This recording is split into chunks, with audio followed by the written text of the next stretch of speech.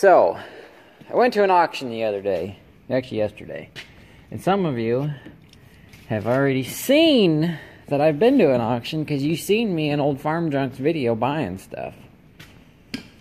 So, but for those of you that didn't see, I went to an auction yesterday down in Kenton, Ohio, which is about an hour and 15 minutes for me if you're driving in a car that'll maintain the speed limit fairly easy. But I was not. I was in the green truck pulling a gooseneck. Because if you're going to an auction that far away, it's not very wise to go without a trailer. So, Friday night, I was looking on Auction Zip and seeing that there was an auction, so I decided we'll go to it.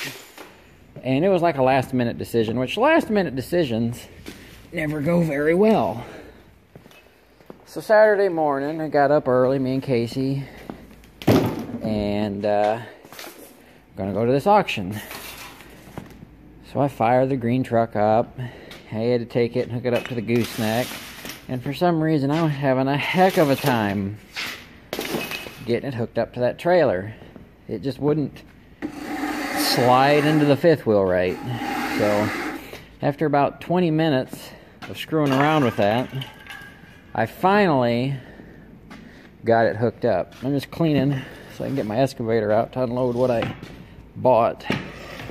But I finally got it hooked up, and we were heading down the road, and I needed to get gas. So we passed one gas station. I said, it's a little high. And it's always a little high at that gas station. I said, we'll get it at the next town. Go to the next town, and it's, what was it? 11 cents higher. I was like, well, we better get it here because I'm going to need it. So I fill up, go half a mile down the road, there's another gas station, and it's 20 cents cheaper. So I was a little upset about that. And we get to the auction. Casey had her purse and stuff with her and some other stuff. She's like, do the doors lock on the truck? I'm like, yeah, they lock. I said, I got a key for it, so you can lock them. I said, the driver's side door just doesn't unlock with the key, so we have to crawl through. So we locked the truck. And you know, the old GMCs and the Chevys had the two keys, one for the door, one for the ignition. Well, walking around, I managed to lose the key for the doors. It came off the keychain, which wasn't a very good keychain to begin with. Sorry this video is going to be all crazy. But it wasn't a very good keychain to begin with, so when I pulled my phone out of my pocket, it pulled the key off the key ring. So we had to break into the truck through the vent window. I used a piece of wire, so it wasn't bad. We got in there. Uh-oh, what's that beep for?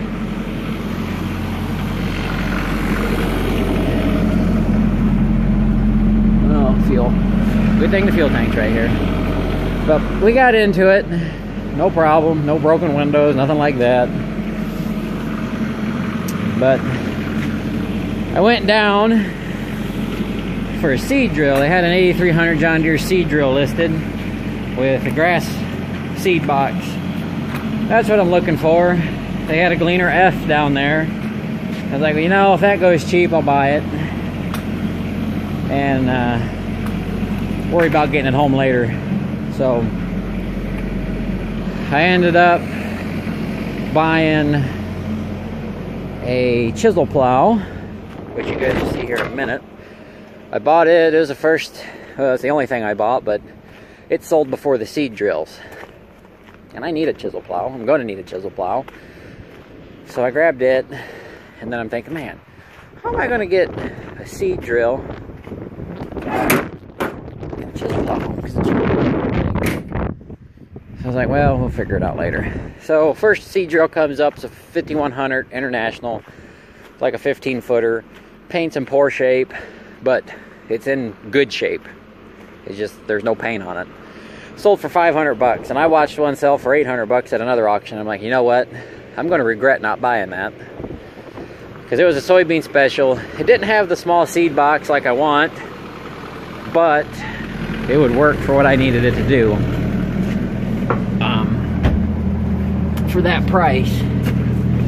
So I was like, shoot. Well, there was another one coming up that was in better shape, both mechanically and cosmetically. Sold for $1,400, which is about what they're going for on like Craigslist and stuff. It's like, well, I'm holding out for this John Deere 8300. So it's time for the John Deere 8300.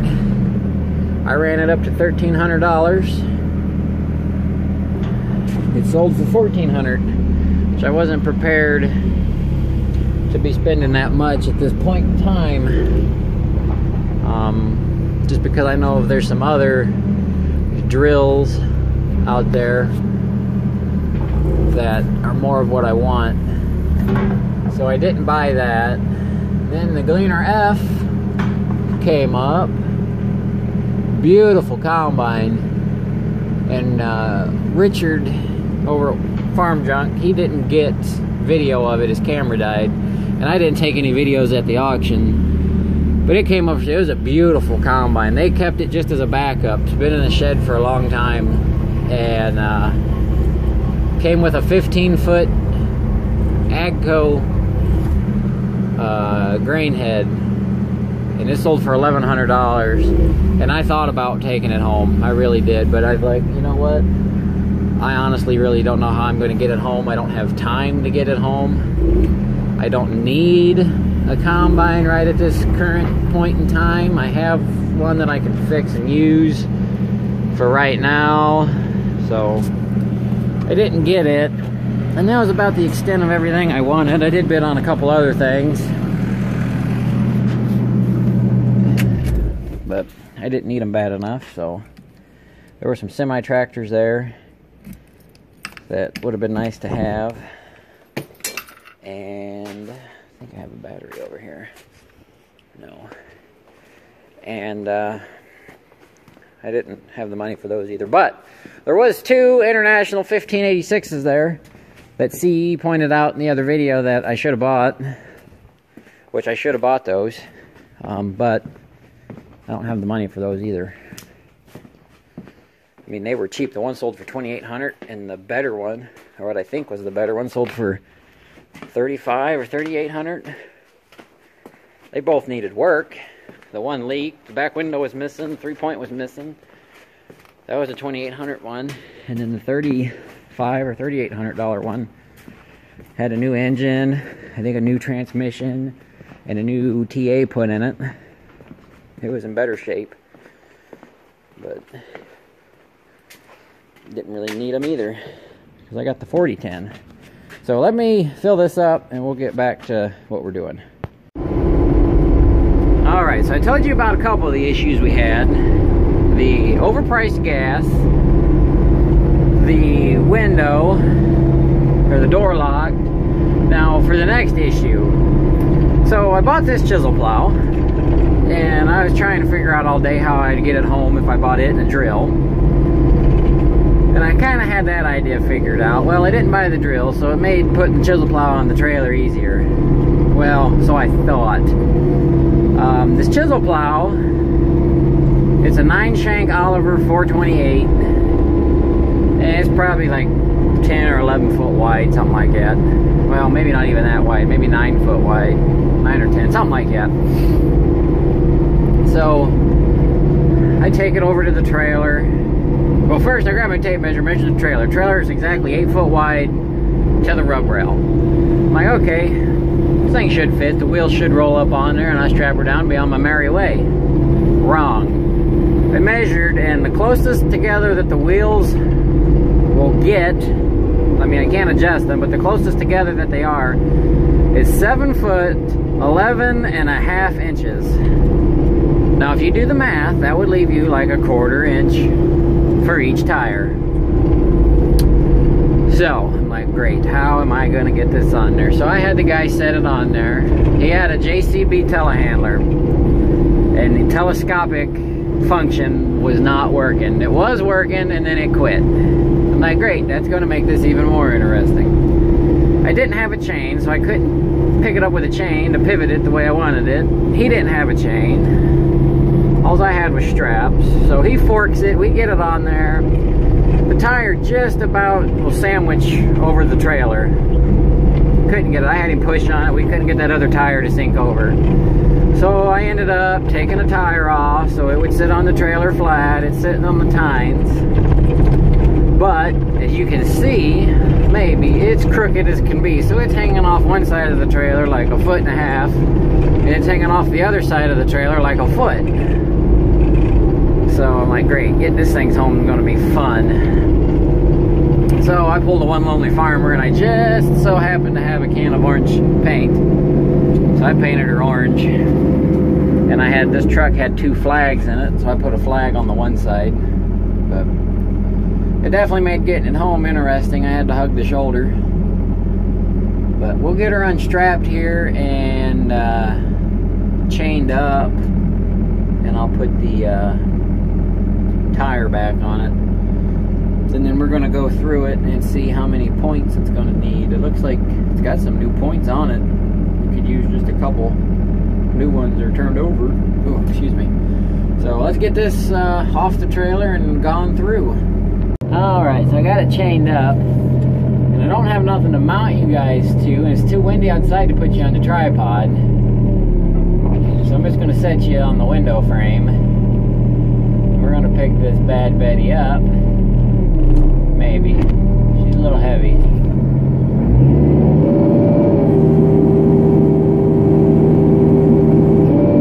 Alright, we're going to have to keep that wheel on the ground because I can't quite pick the whole thing up.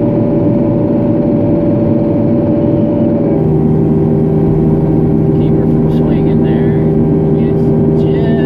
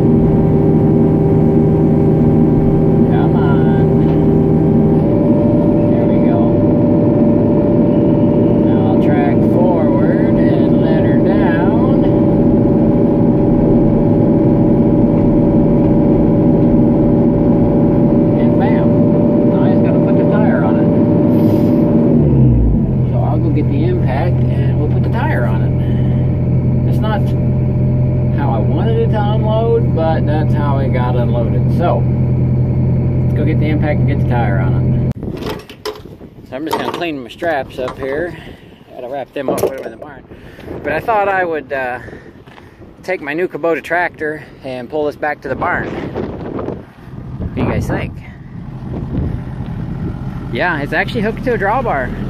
Now, one thing about this tractor that I didn't notice when I was looking at them at the farm show, its drawbar is a little close. So I might have to see what they can do about that. But I can take and plug my hydraulic lines up there. It's got one remote on it. Nah, I'm just messing with you guys, obviously. But how many of you knew that a excavator had a drawbar on it? If you get on the CAT's website, you can actually see what some of the CAT excavators' drawbar horsepower is and torque.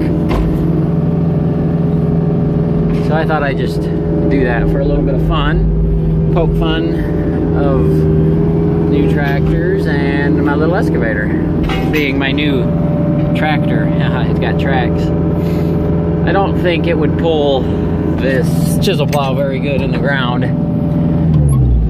if it would pull it at all, just because it has no pulling power and tracks aren't as good as you think. especially rubber tracks. I mean, steel tracks are obviously way better than rubber tracks, but if you look at like the John Deere tractors and the Challenger tractors with the 2 tracks, and you put one of them against a quad track, most of the time the quad track walks away with them, because once your tracks break traction on a 2-track system like that, you're done. Where that quad track's got tracks that can touch different types of ground, and instead of having 2, it's got 4. So if 1 or 2 start spinning, you got the other 2 that hopefully pull you out. But if it had steel with grousers on it, yeah, it'd walk away with it. But, well, I'll get something rounded up to pull that over here. I was just going to hook a chain around it and pull it with this, but I was like, yeah. I might fire up the 2010. I got to put some fuel in it, so I might bring it over here and fill it up. But we'll do a little walk around of it after I get this put away and chisel plow over here. Alright, so here it is in a close-up walk around. So it has had some work done to it, I'm assuming. I'm going to give her my best guess, but somebody probably had her stuck and went to pick it up and bent it right there or something. That would be my best guess, but I'm looking at this on both of them. That's kind of weird. That's weird. Cracked there. I'm guessing they got her stuck and tried to pick her up. That's just a guess though, but that's, like I said, that's weird.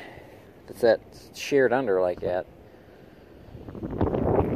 But it is an Oliver 248. 1, 2, 3, 4, 5, 6, 7, 8, 9 shank. The points are in good shape. All of them are. They must have just changed them not too long ago. Some of them are nicer than others. You can see the ones at the back, they've been flipped. You can see where it was. So they've all, looks like they've all been flipped once, and they're on their next side, so won't be long. Well, for me it'll be a while, but they'll get changed again, because I ain't gonna wear them out. Ain't doing 1,000,000 acres with it. So it does need a few springs. I notice this one has no springs on it. That one has no springs. And that one's got a broken spring and another spring that doesn't look good.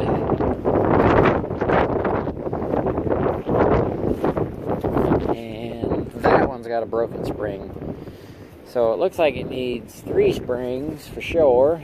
And I guess if you replace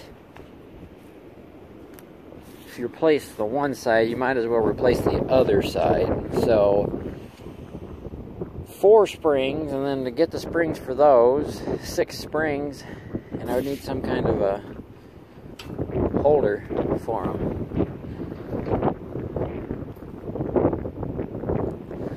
So I don't know. I guess that's what. No, I don't know why that's there. Maybe that's what he had holding springs on or something.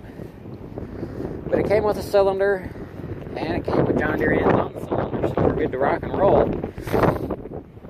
The tires are in alright shape. It's only going down the road a little bit, so it needs a SMV sign, and I'm going to put some DOT tape on it, just because it's a little wide. And maybe if I can nab some reflectors from work, I'll put a reflector in. Really narrow the wheels up anymore. And if I wanted to, if the 4010 has a hard time pulling it, I'm going to take 2 shanks off. Take that shank off and that shank off. And it'll just be a 7 shank. So there's that. And I don't know what else to say about it. I don't think it needs much of anything else. Besides maybe some grease. And that could be welded back on. And then just figure out what all the notches do. I would say depth, but it would probably... well, I don't know. I'm not sure. Probably how high you wanted it to pick up. So, we'll play with it another day. One day when we need it. It's wet. I'll probably chisel plow this field. And then I got corn down there. It's chisel plowed. I'm looking for a disc. And hopefully I'll find one around here close. This is a 10-footer. Yeah, I believe it's a 10-foot John Deere disc, and it's just too little of a disc. It's not heavy, and it's too little. I want a heavier built disc, at least a 12-foot.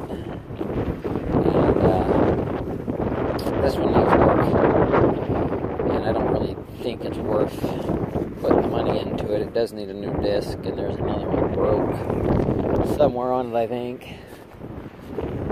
That's one we had at our hunting camp. I don't remember who bought that. It's either Dad or Grandpa. But down there we have a 15-footer. The 15-foot Agco, I believe, or not Agco, an Alice Chalmers. That he gives that 4010 a run for its money, pulling it in the hills. But it's a nice disc. Got the adjustable gangs on it. That one, I don't think was adjustable. I can't remember, so... but it doesn't really work the 4010. It'd be a good disc for the Farmall M to pull, because I don't know if it'll pull a much bigger disc. Don't know if it would even pull that chisel plow. It'd be cool if it would. I mean, I'm sure it would if I took 2 shanks off of it, maybe. But that'll be something for the 4010 to handle until it's time to get a bigger tractor. But we don't need a bigger tractor right now. So, I got, I don't know what I'm going to get into, if I get into anything out here today. It's kind of crappy outside. And I got a bunch of videos. Oh, come on, door. A bunch of videos I got to put together and get up. I think 3, this one makes 4 that I got to get put out. So, I'm going to go unhook the truck, roll my straps up all nice and pretty and put in here, and probably call her a day. So we'll catch you guys on the next one.